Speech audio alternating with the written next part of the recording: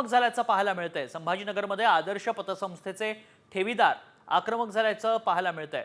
Exclusive दृश्य सध्या आपण साम टीव्हीवर पाहतोय।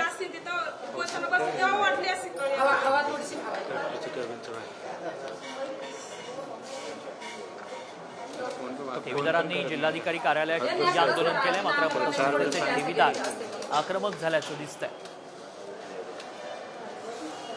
आंदोलन आश्वासन तारकावर तारखा मला म्हणा गोरगरीबाला दुसरं काय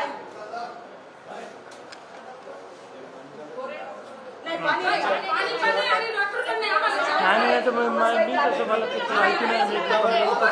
अधिक माहिती जाणून घेऊ। आमचा प्रतिनिधी माधव सावरगावे सध्या संपर्कात आहेत। माधव, ठिय्या आंदोलन करण्यात येत होतं, काय सध्या परिस्थिती?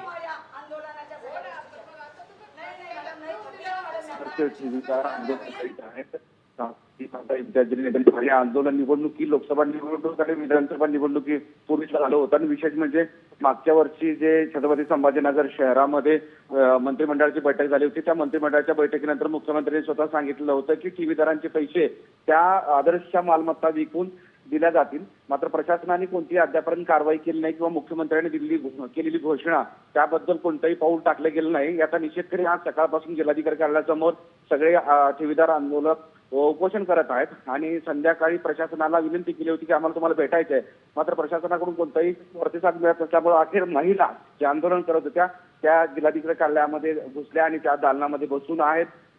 त्या सगळ्या अश्रू ढाळत आहेत की आमची जमापुंजी जी होती ती आदर्श बँकेमध्ये पतसंस्थेमध्ये जमा केली होती, मात्र आता संकटाच्या काळामध्ये आम्ही सातत्यानं विनंती करून सुद्धा मिळत नाही आणि विशेष म्हणजे त्या मोठ्या संख्येनं त्यांच्या मालमत्ता आहेत आणि त्या मालमत्ता विकून आम्हाला पैसे द्यावा अशी आमची मागणी नक्कीच, आणि त्यामुळे जिल्हाधिकारी कार्यालयात ठिय्या दिल्याचं पाहायला मिळतं। धन्यवाद माधव, आपण दिलेल्या सविस्तर माहितीसाठी।